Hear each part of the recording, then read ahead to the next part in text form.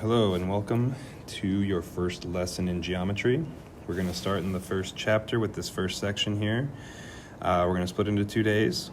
We're going to start talking about the geometric figures, how to name them, how to identify them, what they look like in the pictures, and so on. So today we're going to start pretty simple. We're going to talk about points, lines, and planes. We're just going to talk about some definitions and talk about ways to name. This is going to be extremely important because we're going to keep coming back to this over and over throughout the year. So the first geometric figure we need to know about and need to be able to work with is a point. So a point is a geometric figure, has no actual size or dimension. When we talk about points, they're represented by a dot. So in a picture, you're most likely going to see some type of dot denoting that point. So in the picture down below here, notice we have a dot with a capital letter attached to it. That's saying that in the picture, that's a point. When we name a point, we simply name it with one single capital letter. So down below here where we have this dot with the capital A, we call that point A. Now, you would not need to write the word point when naming the point. So for instance, if I had this picture here, I can simply call that point B. So if I'm giving the name, I can just give the capital letter and that's all I need, the one single letter that goes with the dot. Now, while we talk about the dot, there's not always going to be a dot at the location of a point. So for instance, if I have two lines that intersect, in the middle here, they might give me a letter like C. There's no dot there, but the fact that these two lines are crossing right there tells me that there is a point. So then up above here would be a point C. So for points, they're just a dot in space. They're represented with a capital letter. So then when we name it, you can put the word point in or just call it by the capital letter itself. But that's all it is, one single capital letter. Now the next figure up would be a line. You've seen lines, you've worked with lines before, you graphed lines in Algebra 1. Now we're going to talk about the geometric aspect of it. So a line is represented by a line segment, but it's going to have two arrows at the end of each side. So notice down here we have this line here, and at each end we have these arrows. A line goes forever in two directions. So obviously we can't draw a line that goes on forever, so we go ahead and put the arrows to signify that those are going to go in each direction forever. When we identify a line in a picture, there are two different ways we can name that particular line.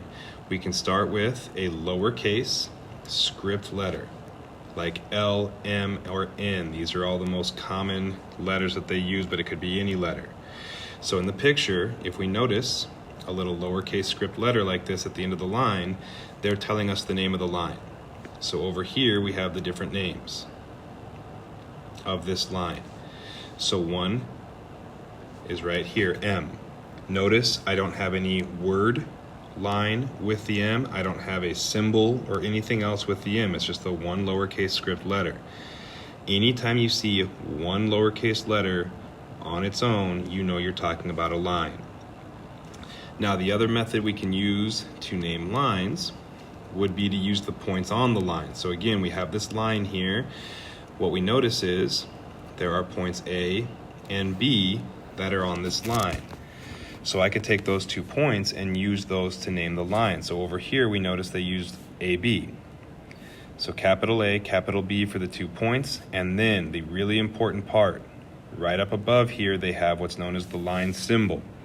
So it's a line segment with arrows on either end. You must put that symbol in if you're going to use the 2 points to name the line. Also note that they can change the order, and it doesn't change the name of the line. So line AB, line BA, same exact line, just in different order. And again, it's extremely important to note the line symbol above. You have to have that in order to have a line named correctly.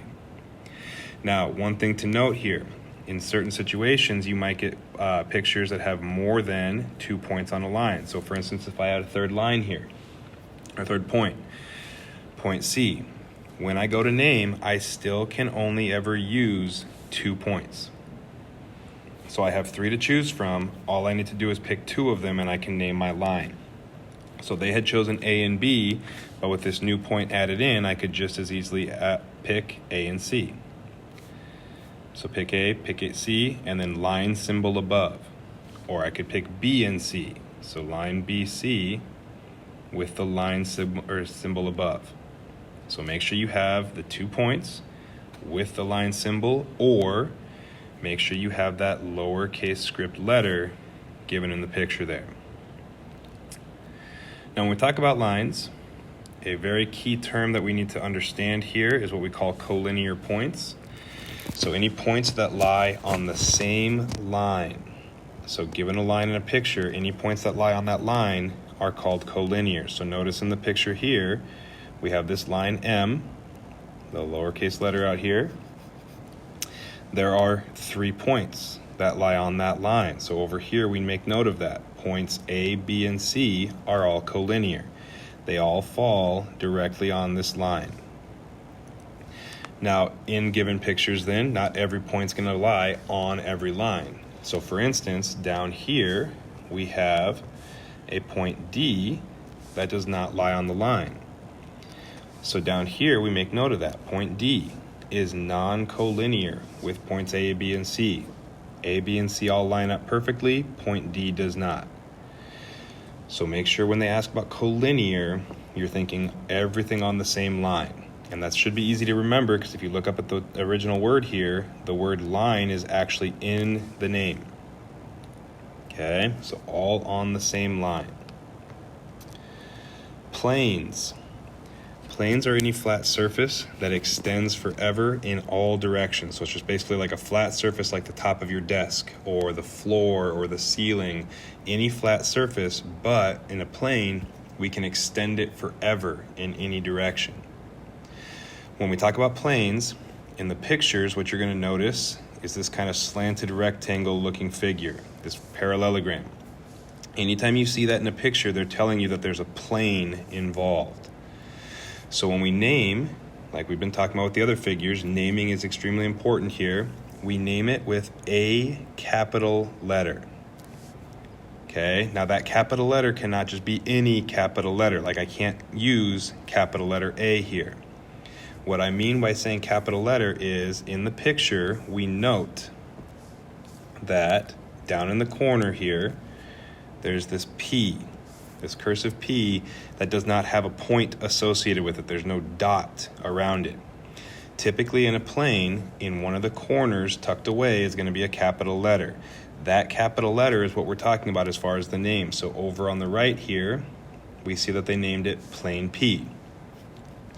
Now, one thing with planes, the other figures had like a symbol to go with it or things like that. With planes, we just use the word plane. So I can't just call this P, I have to call it plane P. I have to use the actual physical word plane when I'm naming it. Now the other thing I can do, if they don't give me this, so sometimes you won't see this capital letter down in the corner here. Now if that's the case, what we have to use instead are 3 non-collinear points. And this is why we just learned that term on the last slide here, non-collinear, meaning not on the same line. So notice in the picture, we have this line, we have point A, point B, point C, and point V in the picture. Now, if I need non-collinear points, I could not choose A, B, and C. So for instance, if I came over here and tried to name this plane A, B, C, that would not work out because A, B, and C are all lined up perfectly in the picture. So what I have to do is I have to pick points that do not line up. So I could pick point A and point B and point V, for instance. And then we see over here, that's the name of my plane. So plane ABV. Or I could pick points B, C, and V. And then we get that other name right here, plane BCV. So as long as I pick 3 points that are not on the same line and attach the word plane to it, I've got a name for a plane. So always remember the name plane and always remember 3 points that do not line up. With planes then, we have another vocabulary term, coplanar. So coplanar, kind of like collinear, means points that are on the same figure. So collinear meant all on the same line. Coplanar means all on the same plane. So 3 or more points that are all on the same plane, all on the same flat surface. So in the picture down here, notice we have a plane. Okay, so they give us this plane, but then they give us some other things in here. So they have this capital letter tucked down in the corner. That could be the name of the plane, so we could call this plane P.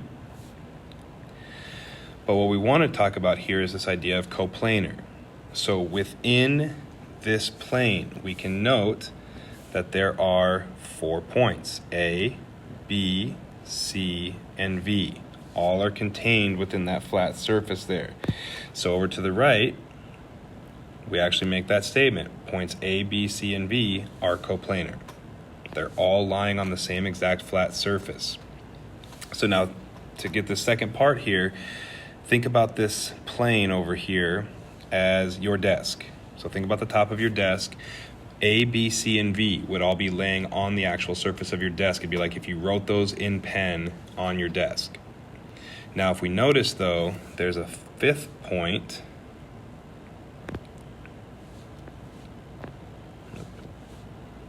There's a 5th point T up above here. Now, that point is not on your desk anymore. That point is somewhere up above it. So down here, we make a note. Point T is not coplanar. It's not on the same flat surface that points A, B, C, and V are. So when we talk about coplanar, they all need to be on the same exact flat surface. If they're anywhere else, above or below, or to the left or to the right, they're not in the plane. So it's very important that you can identify those coplanar. And again, the word plane is basically in the word. So coplanar points, all in the same plane. Now, that's kind of the information we want to get across to you. Let's kind of put it together here. So these are the types of things you can expect on your homework or on a quiz or a test. How to name things. That's going to be the really big thing. Name them, identify them, know what they're talking about when they use the symbols and things like that. So the first question, what are 2 other ways to name line RS? Well, so if I go by what they're telling me here, I'm using points R and S. So note that those are both on this line right here. So if we kind of highlight that, R and S are on that line. Notice the symbol. They put the line symbol up above with the 2 arrows. Now I want 2 other ways to name that. So I could do that by picking 2 other points. So any other points that are on that line would be fair game. So I could pick R and Q, for instance. So R, Q, with the line symbol above. Or I could pick 2 other points, like Q and S. And I could name it that way. So Q and S, line symbol above. Or, if we note here, they also gave us this lowercase script letter down here. So another possibility, even though they didn't ask for a third, is just the lowercase l. I don't need the word line, I don't need the line symbol, I just write the lowercase l.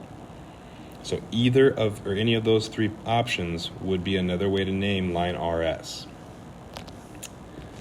In the next question, it says, what are 2 more ways to name plane P? So they named this plane by this capital letter tucked away in the corner here, plane P.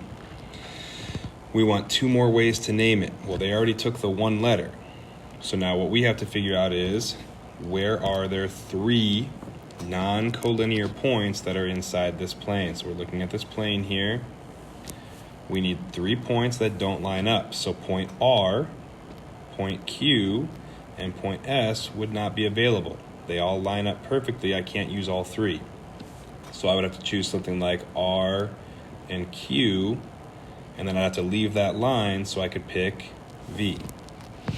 And then when I name a plane, I need to remember to use the word plane. So plane, R, Q, V.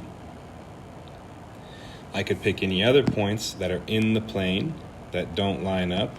So for instance, I could choose Q and S and V. Again, when I name, I need to make sure I use the word plane, and then I just list the points, Q, S, and V. Now note at this point here, there are two other points in the picture, but these points, T and N, aren't inside that plane, so I can't use those as part of the name. I can only use points that are in the actual plane itself, so T and N are off limits. Okay. The next thing, what are three collinear points? So the names of three collinear points, so now we're looking for 3 points that line up exactly on the same line. So we have a line in the picture there where we have R, Q, and S all on the same line. So those would be 3 collinear points. So R, Q, S all lie on the same line. Note how I named those. Point R, comma, point Q, comma, point S. Also, if we pay close attention here, we notice that there is a line going from top to bottom here as well. That line has 3 points on it as well, T, Q, and N. So I could also list point T, point Q, and point N, and I have my 3 collinear points. Okay, so collinear, all on the same line. So line is in the actual term. When I go to my last question, what are 2 points that are not coplanar? So now we're talking coplanar. So now we're thinking, okay, inside the plane or outside the plane. So sometimes it helps if we highlight the plane. Okay, so this is what I'm looking at here. Now if I want non-coplanar, so they can't be in the same plane as R, S, and V here. Well, if I look at the picture, the only points that aren't inside that plane would be this point above and point below, point T and point N. So point T and point N would be non-coplanar points. Okay, so the big thing here is understanding how to name, making sure you have the right symbol, making sure you have the right number of letters, capital versus lowercase. It's extremely important to make sure you have those figured out, because those are exactly how you have to name on your homework, on the quizzes, on the tests, and things like that. Okay, so there's a second example here that you guys can work on or try, and if you have questions, you can always email or come into class and ask. But that's pretty much it for this first lesson here. So the worksheet or the assignment, you can either get from me in class, or if you go onto our Google Classroom, that worksheet will be posted under the Monday for August 17th. So you can go online there, print it off, or just pull it up on your computer or phone and then work the problems out on another sheet of paper. As you're working through the worksheet, if you have questions, again, feel free to email or feel free to come in and see what we got going on. But make sure you finish that up and turn it in at the appropriate time.